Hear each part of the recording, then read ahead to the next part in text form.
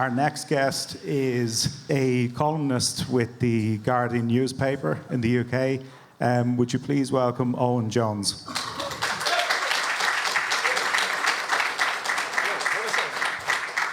Wherever you want. Hello. Hi.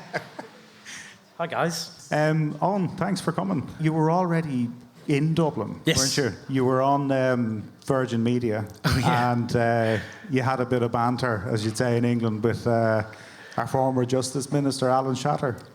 I think a great crack, as I think many would say. Yeah, I mean, he was an interesting character.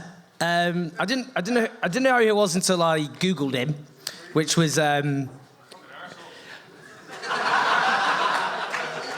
mean, that's a pretty, I'd say, classic, direct Irish description. Yeah, I mean, it's quite interesting though, isn't it? Because obviously you do have, in Britain, there's such a big consensus about being slavishly pro-Israel. And actually here you've got a right-wing government, but for obvious historical reasons, Ireland is one of the most sympathetic nations to the Palestinian people in the whole of Europe. So they kind of managed to scrape together one of their only devoutly pro-Israel politicians. He was not happy at the end of it, I have to say. He stormed off. Israel generally has lost, and I do think we need to keep saying this. It is a catastrophic strategic defeat for Israel, moral collapse. That's not in any way any consolation or in any way detracts from the horror of a genocidal onslaught against the Palestinian people and the misery and suffering and death they're going to impose in the coming weeks and months, as they have over the last few weeks and months. That in no way detracts from that.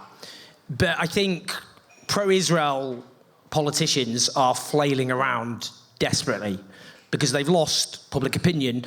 In Ireland, obviously, that was never going to be sympathetic territory for them. But, in the US now, more Americans than not think Israel is committing genocide. There's a large majority of Americans now obviously oppose Israel's genocidal onslaught. So even in the nations in the West, where it was like verboten not to be pro-Israel, they've lost public opinion. I mean, in Britain, by 19th of October, the polling showed over half of Brits supported, they said they definitely supported an immediate ceasefire. 16% said they probably did, and only 3% said they definitely opposed an immediate ceasefire, which is the same numbers think the earth is flat. And that was 2 weeks in. That was 2 weeks in, and that's in Britain, I just think it's such, they've lost catastrophically, and all they've got is smear, lie, deflection. And you saw him trying that, in the most desperate way possible. Projection. They always do projection. Just on that, I mean, can you see similarities in how the Zionist movement has behaved in terms of different strategies that they've used within media to kind of push their cause? Well, I mean, that's always been the strategy, of course. I mean, there's what defenders of the occupation, the longest belligerent occupation of modern times, have done is try to use what is a genuine evil, antisemitism, which exists. And what they do to portray anyone who stands against one of the great injustices of our time, and I'm talking about even before the genocidal onslaught, is obviously accuse people of anti-Semitism and of being dupes for terrorism. And it's so irresponsible, because anti-Semitism is clearly, I would say, on the rise globally. It's responsible for the most heinous single crime in human history within living memory. And all their strategy is now doing, because I think it has been effective in the past, what it's now doing, given it's just not possible to suppress the scale of this crime. It's just too big, it's too blatant, and it's too unapologetic. And what they're doing is making people distrust the very term anti-Semitism. And that's actually dangerous, because people do need to understand anti-Semitism exists. It's just not the same as conflating opposition to the crimes of the Israeli state with hatred of the Jewish people, which is what they've tried to do. I think what I'm frustrated about is it does work in so much that, interesting, Gary Lineker in the UK, the most, I'd say, beloved sports personality in the country. And he's come under a huge attack. He came under a huge attack, actually, because, to begin with, is because he quote-tweeted an interview I did with the Israeli-American Associate Professor of Holocaust and Genocide Studies, Raz Sigal, who I interviewed a few months ago. In fact, I'm interviewing him again tomorrow. And he said that this is a textbook genocide. And he said, actually, it's very rare for intent to be so overt, because often states which commit genocide cover it up. They don't. They pretend it's not happening. They pretend there's humanitarian motives, and you basically have to get leaked documents to find out what their actual intent is.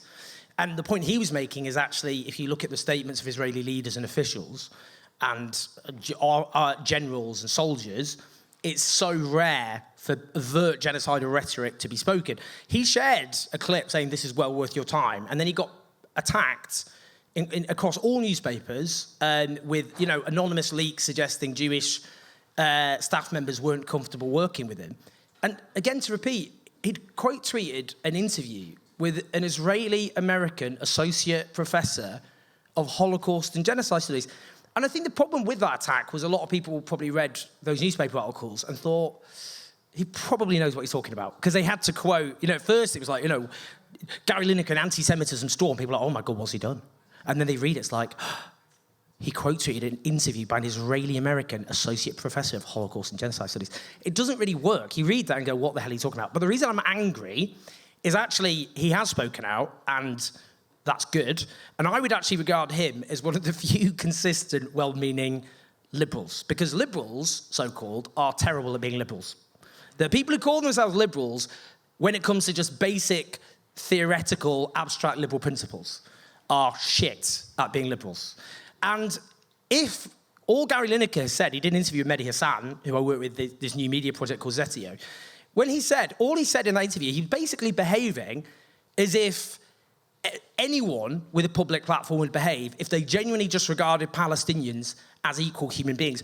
You don't have to think even about the dynamics of what we're talking about here, about the occupation, about the decades of, since the Nakba and before, of the oppression of the Palestinian people, their ethnic cleansing, the suppression of their basic right for national self-determination. You don't even need to know all that. You just need to understand that there was a mass slaughter of innocent people taking place.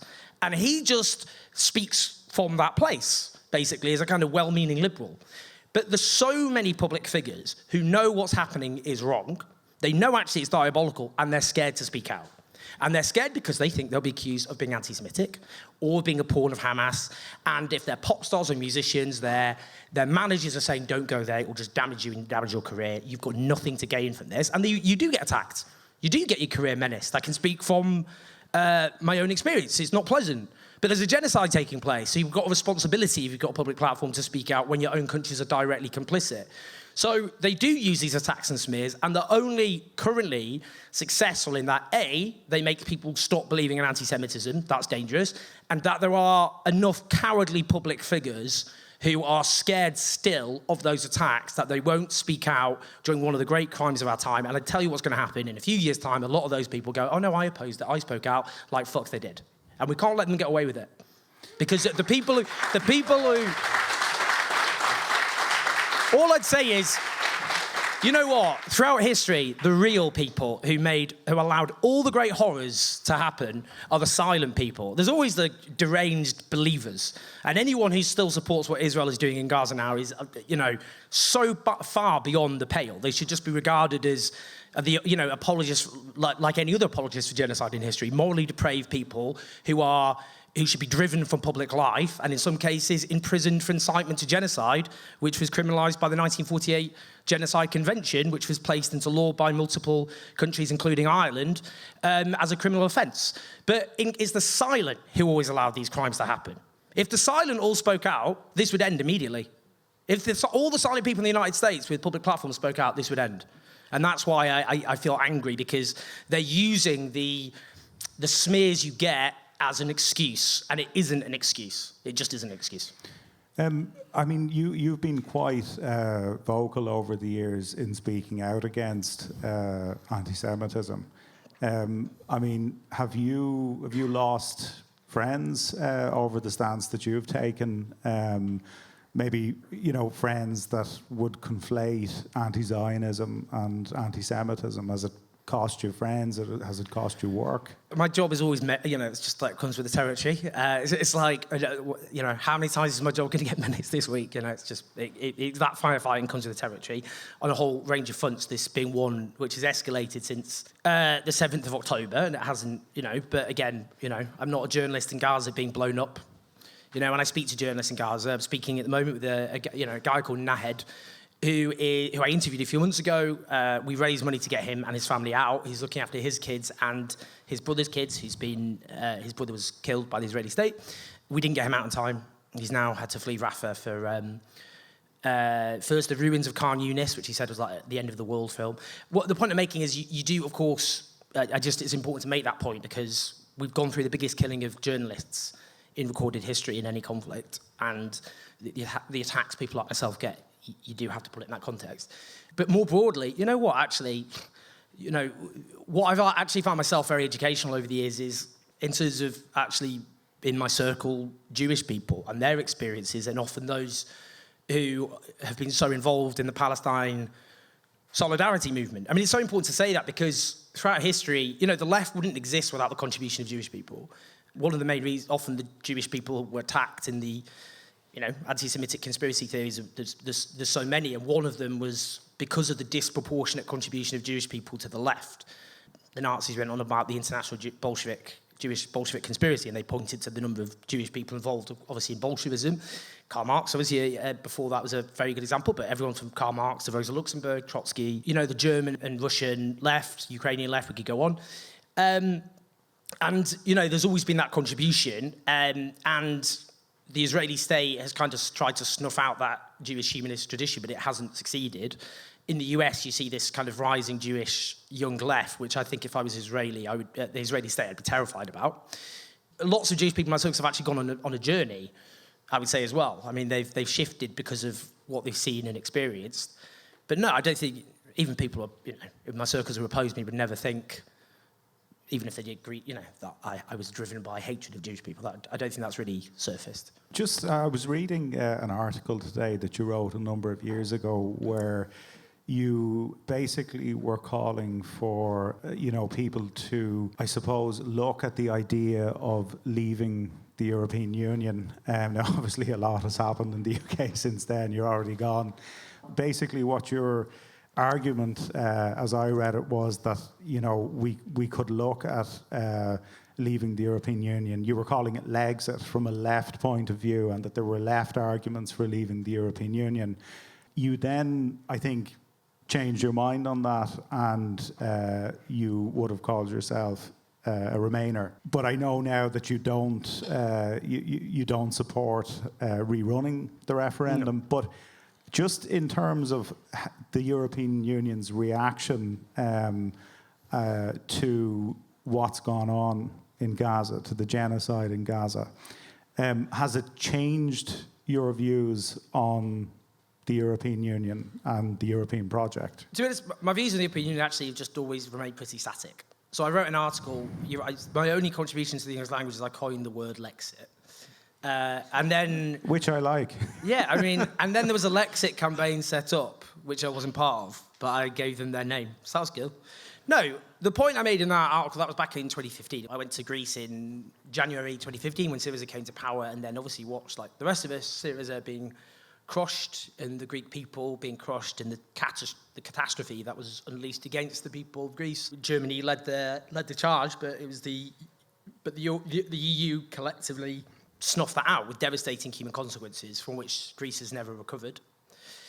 My view at the time was, so the article itself was just saying the left needs to debate whether or not we leave the European Union or have a sensible conversation about it. And I listed reasons which I stand by. It was in my critique of the European Union is, I have the same left critique of the EU as probably any other, left critic of the European Union. The way neoliberalism's enshrined within it, the democratic deficit, obviously very opposed to the euro, and obviously would have fought tooth and nail against the adoption of the single currency. In the referendum itself, I took part in a campaign called Another Europe is Possible, which was a settle will of the left and the Labour movement. I mean, obviously, Jeremy Corbyn, the way he was portrayed was a lie. I mean, he campaigned for Remain and reform. So did all the main trade unions, Unite, led by Len McCluskey. The vast majority of the left, that was the settled will of the left and the Labour movement during that referendum campaign.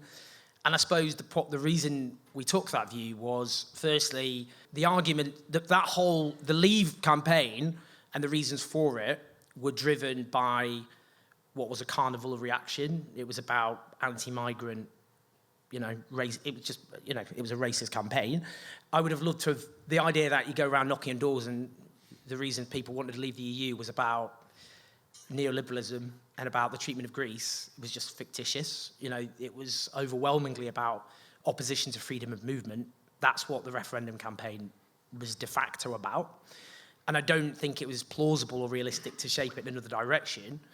I think as well, what that meant in terms of the Irish peace process, I think as well, and the stresses that could place on the Irish peace process weren't even properly discussed but became very apparent.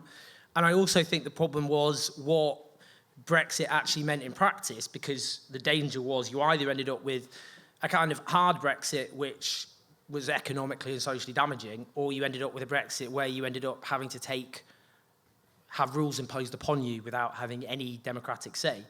It's just much more, that's the problem. It became much more complicated. So in an ideal world, my own view is, I look at the European Union, particularly its direction of travel, it's obviously not something I'm happy with. When we left, my view was, obviously I would oppose any re-entry to the European Union now.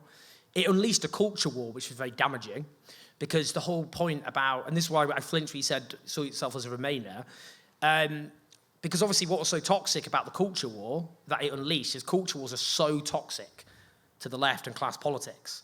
Because what happened was Britain polarised on a constitutional issue. So all of a sudden, instead of politics being about who's got wealth and power and who doesn't, it was about being a Remainer and about being a Leaver. As if, a black supermarket worker in Hackney who voted for Remain was aligned with and had the same interests and was on the same team as David Cameron, or a former miner in Mansfield had the same class interest or same political interests as Jacob Rees-Mogg. It was catastrophic for the left, and it divided the nation, as constitutional issues do, in ways which were based on imaginary alliances which weren't real. Obviously I don't support re-entry into the European Union, and my view is we just have to make Brexit work as best as possible. It does impose challenges which is not, it's easier to call for leaving the European Union and then actually do it. Clearly, Brexit is now extremely unpopular in Britain. It's not popular, including people who voted against it, but I would prefer to shoot myself in the face than have another referendum. I mean, referendums on those sorts of constitutional issues are really catastrophic. What it did to the political fabric of Britain was horrendous, and it just has to be left alone. And over my dead body, are we going to re-enter the European Union? But it was toxic. It was very bad for the left. It wasn't good for the left. It wasn't good for anyone of a progressive inclination, and it cemented a right-wing populist political project, which has caused really calamitous damage, I would say, to Britain. And just like on that, do you think that the sort of ripple effect, the aftermath of Brexit, do you think it's, effectively destroyed any hope of having a proper left movement within Labour? Are we kind of like, in the UK, are you kind of stuck with the sort of politics within Labour that we've seen from Keir Starmer? Is that it now? Well, that's separate for Brexit. Other than that, he styled himself as Mr. Remainer in a very cynical attempt to kind of, what he did is try to tap into the sweet spot of the Labour membership at that point. And the sweet spot of the, by 2019 was you had a Labour membership by that point, which was very committed to left-wing policy positions on things like public ownership, taxing the rich, but which was by that point just very opposed to Brexit. There's just that was the problem. And Keir Starmer tapped into that by being Mr. Remainer, who then was, I'll support all these domestic policies. And he's a con man. He executed the biggest political heist in British democratic history. There's never been such a deceitful political... he ran for that leadership, going on about, we're going to, nationalise all the key utilities, increase taxes on the rich, abolish tuition fees, went on about the virtues of immigration. He's just welcomed in one of the most right-wing Conservative MPs, Natalie Elphicke, who's currently involved in a scandal because her former husband was convicted of sexual assault, 2 convictions, and she had previously been suspended from Parliament for trying to influence the judge over that matter. And now it's come out, was interfered to try and, help her husband, who's a convicted sex offender. But her big shtick was bashing migrants. She's the MP for Dover, and her whole shtick is to stop the boats. And, he's positioned himself on, the most right-wing Labour leadership in history. And it's not like Tony Blair. Tony Blair in 1994, when he ran for leader, didn't pretend to be Mr. Tony Benn but competent. That was Keir Starmer's, basically, his position. And what he did is then crush democracy within the Labour Party. So he took it over on a prospectus of lies, abandoned everything. No, he's now supporting... this is just how grubby the guy is. During the Labour leadership contest, he did this very moving, touching speech against NHS privatisation. And he spoke about his dying mother and how she said to him, just in terms of how opposed she was to any private sector involvement in the NHS and how awful that would be. He literally he used an anecdote about his dying mother. And now he's like, anyway, we need private sector involvement in the NHS. We need to increase privatisation. She's like, what the fuck? That is mad. That is mad. He has no moral compass. And this is the thing, when I just think it's quite interesting, because people who call themselves liberals are really bad liberals, and people who call themselves social democrats are really bad social democrats. And I just think the best socialist is someone who's consistent about, freedom of speech, freedom of assembly, and social democracy, in terms of investing in things. But these people are they're anti-liberal in terms of, on things like civil liberties, on things like the rights of migrants, and they're crap on things like, they support austerity. Labour now backs a fiscal rule which just maintains conservative austerity. They're opposed to increasing taxes on the rich. There's no investment possible, new investment for all the services that are falling apart. They've junked any proper... The last set of transformative policies compared to the Conservatives were on workers' rights, and they've just trashed that now as well. So, I left the Labour Party, and my view was what we need to do is, at the very least, to put... what I've done now is to raise money for Green candidates or independent candidates. I'm not a Green, I'll be honest. That, at least, we need at the moment a holding position to put pressure on questions like public ownership, taxing the rich. Because at the moment, all the pressure comes from the right. We've got an extremely aggressive partisan right-wing media in Britain, far more than most European countries, which is an aggressive political actor in its own right. So at the moment, my view is that's what we need to do. We need to build. And my hope, actually, in the case of Britain is the level of destruction socially is so intense, and the lack of Labour answers to that is so profound. And the fact you do have a level of politicisation amongst younger people, which still exists for structural reasons. I think they'll come to power. They're already unpopular. They're only winning by default. And people are going to hate them. And I just think then the question is, do the far right fill that vacuum, or do the left get their act together? But I'm very hopeful. I think within a year or so, we'll be able to mobilise people and build something new. Just, you spoke about the media there and how right-wing the media is in the UK. And I think being Irish and kind of looking at our own media and, complaining about our own media and mainstream media, it certainly seems to be way worse in the UK. How do you feel the left media can counteract that?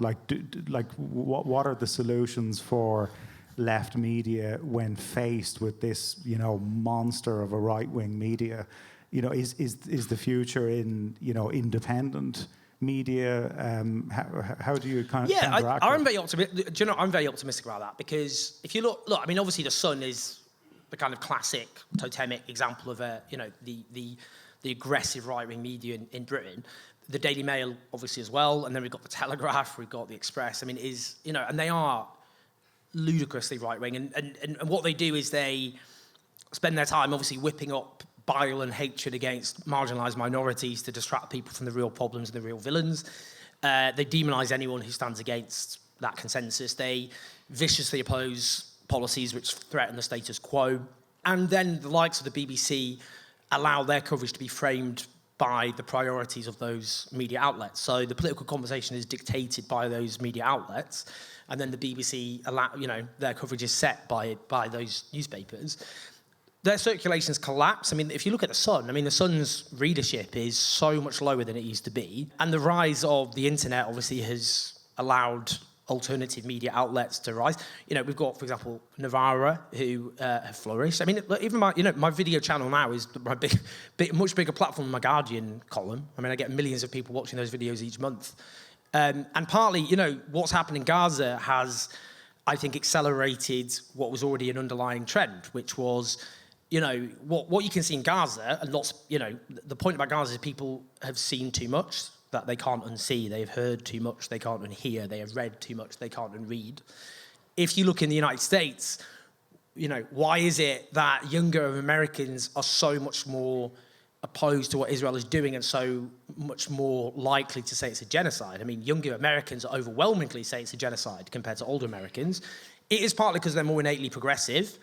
Their political consciousness has been more influenced by the rise of things like Black Lives Matter, which enables them to understand more questions of racist domination. But it is also because social media has enabled them to see, and other media outlets which have risen, have allowed them to see what's actually happening in Gaza and what Israel has done. And they've seen for themselves how they're not being told the truth by a mainstream media which has failed to frame its coverage around what Israel's leaders said they were going to do, which they then did, which has whitewashed their crimes, which has deferred to their lies over and over again.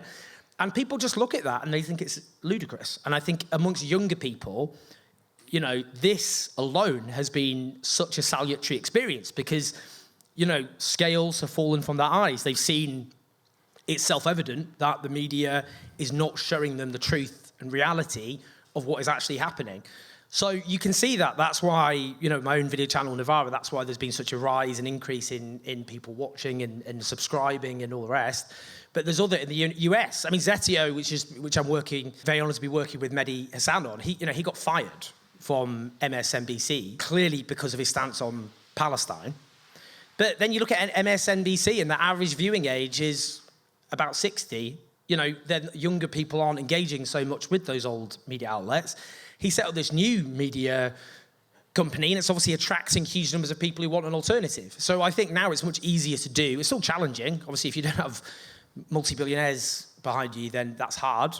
But I think the mainstream media in this particular crisis alone, I think it's going to suffer catastrophic consequences that it won't recover from, and that's an opportunity for us on the left to build our own media outlets. So let's hope for a renaissance in terms of the left media.